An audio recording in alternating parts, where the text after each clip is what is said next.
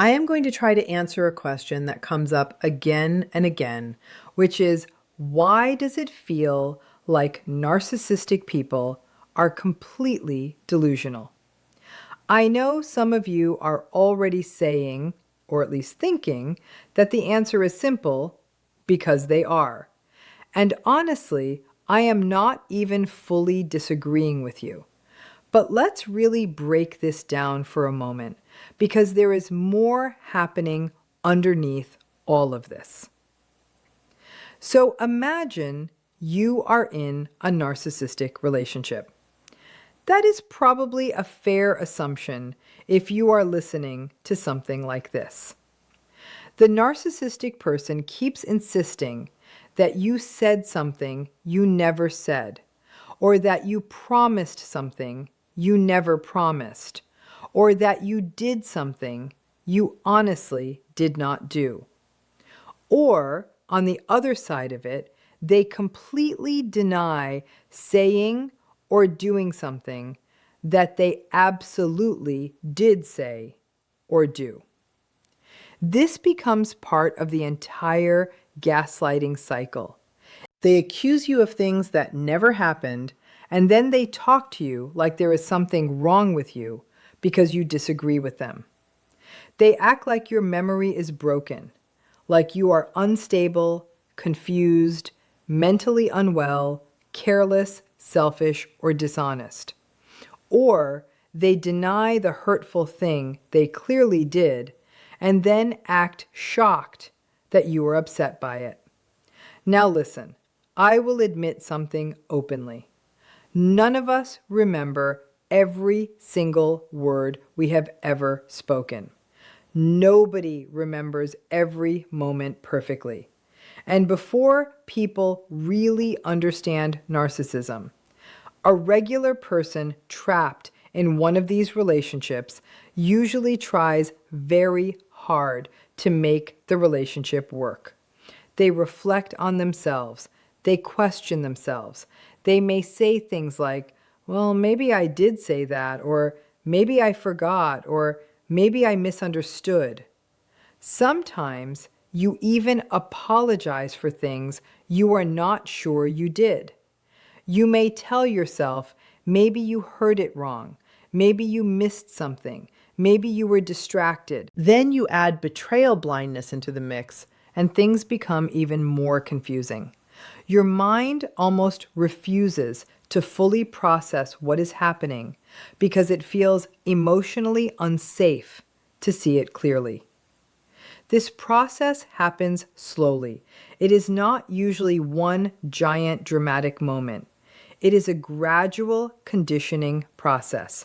Little by little, the narcissistic person pushes deeper into controlling reality itself inside the relationship. Over time, they try to become the only authority on what is true and what is not true. Earlier in the relationship, you may still fight back. You may strongly defend yourself. You may say, no, absolutely not. That is not what happened. You may even gather proof like a detective trying to solve a crime.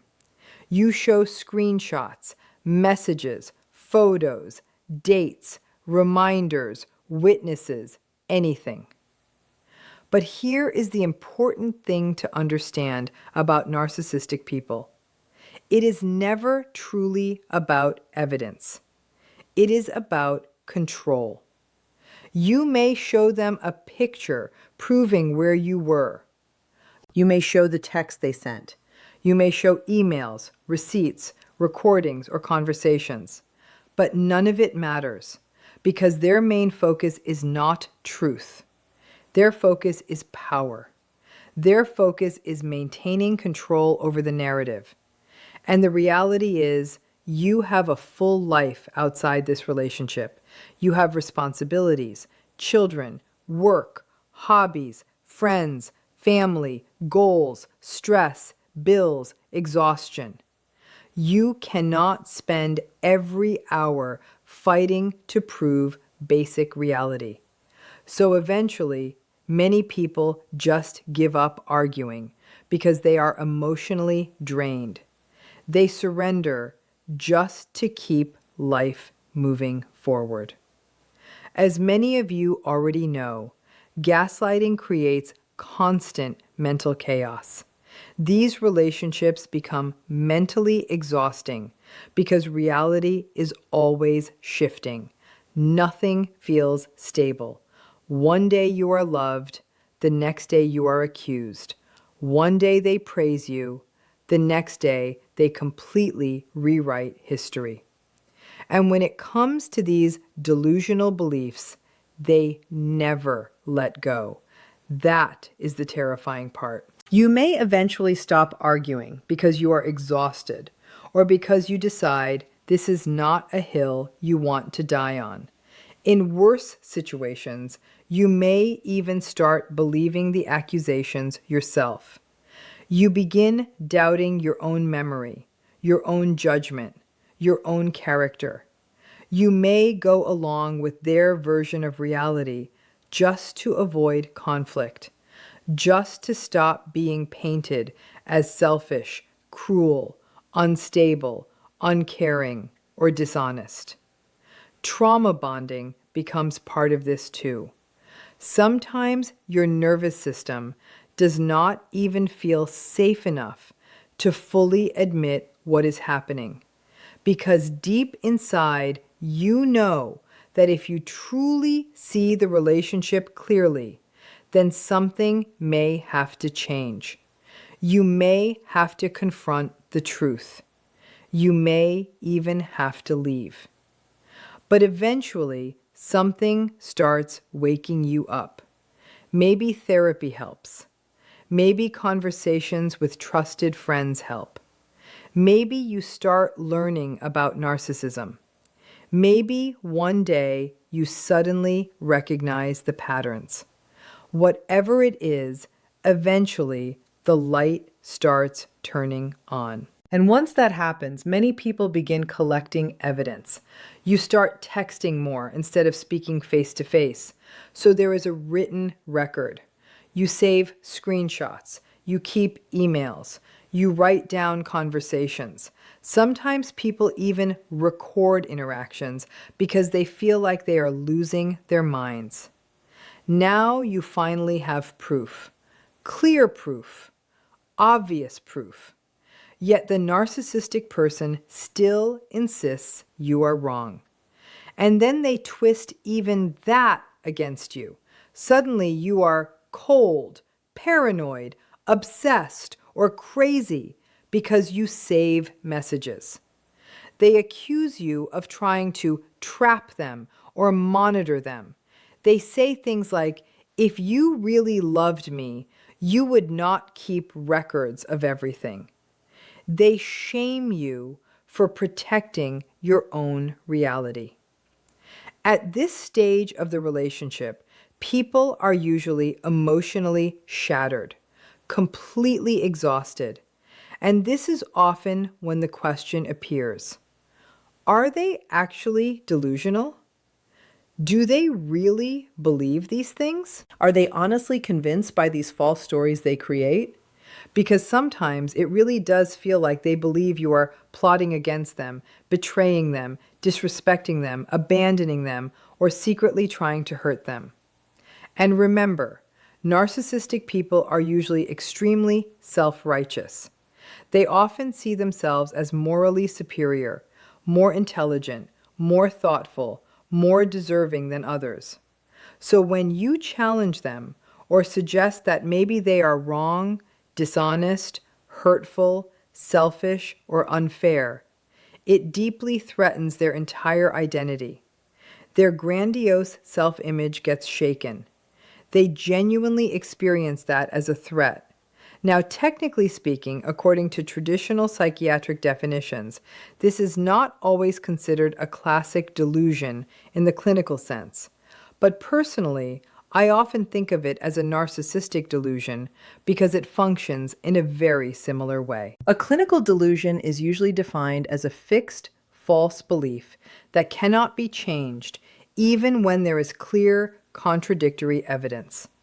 The belief stays rigid, no matter what proof exists.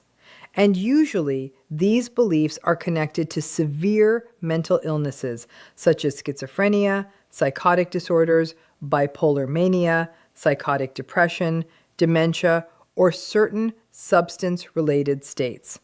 For example, someone in a psychotic state may truly believe the government is spying on them through household appliances or sending them secret messages through television programs. These beliefs are not manipulation. The person truly believes them, and those beliefs often create intense fear and distress. Narcissistic delusions work differently. They are not random or spontaneous in the same way. Instead, they function more as psychological defenses and manipulation strategies. They help the narcissistic person protect their ego, maintain control, avoid shame, and preserve their grandiose self-image. The narcissistic person's inner system is often built around one central belief: I am good, important, superior, and right. Other people are the problem. So anything that threatens that belief must be denied, twisted, blamed, projected, or rewritten. These narcissistic distortions often sound suspicious or paranoid. You are trying to hurt me. You are trying to embarrass me. You do not appreciate me. You are hiding things. You are disloyal. You are trying to leave me. You are making me look bad. These beliefs usually focus on people close to them, especially people they want to control. Unlike broader psychotic delusions, narcissistic delusions are often relationship-centered, and these stories help support their defenses: grandiosity, victimhood, superiority, martyrdom. They may constantly describe themselves as misunderstood, mistreated, unappreciated, or unfairly attacked despite everything they do for everyone. That is why this distinction matters. A psychotic delusion may require medical treatment, psychiatric care, medication, or neurological evaluation. A narcissistic delusion is more connected to manipulation, emotional control, defensive thinking, and personality structure. A narcissistic person may say things like, "You never support me," even though you support them constantly, or "You never spend time with my family," even though you attend every family event, or "You are hiding things from me," when the truth is, you stopped opening up because they mocked, insulted, or criticized you every time you tried. The purpose of these accusations is not truth. The purpose is to destabilize you emotionally and push you into action. You begin trying harder, explaining more, defending yourself more, proving yourself more, pleasing them more, but none of it changes anything because the false narrative serves a purpose for them. And this is the important similarity between psychotic delusions and narcissistic delusions. Evidence does not change them. Logic does not change them. Proof does not change them. No screenshot, text message, receipt, recording, photo, witness, or timeline will suddenly create insight. In fact, sometimes showing evidence makes the narcissistic person even more aggressive because now they feel exposed and threatened. Narcissistic people struggle deeply with anything that challenges their sense of superiority or entitlement. They do not want to feel ordinary. They do not want limits. They do not want accountability. They do not want rules applied to them. So the manipulation, the gaslighting, the victim narratives, the grandiosity, all of it serves one purpose. It protects them from shame, insecurity, vulnerability, and emotional emptiness. And many narcissistic people maintain this system by making other people feel smaller while inflating themselves into something larger and more important. That is why these distorted beliefs become so central to how they function. So yes, in many ways, narcissistic people can absolutely appear delusional. Not necessarily psychotic in the traditional psychiatric sense, but rigidly disconnected from reality in a way that feels deeply disturbing. And these distorted narratives help them feel powerful and safe. They will often steal your reality to protect their own, especially when they feel cornered, criticized, exposed, or emotionally threatened. This is exactly why narcissistic relationships often feel like living inside a psychological nightmare, a horror movie, a hall of mirrors, a reality that constantly bends and shifts until you no longer trust yourself.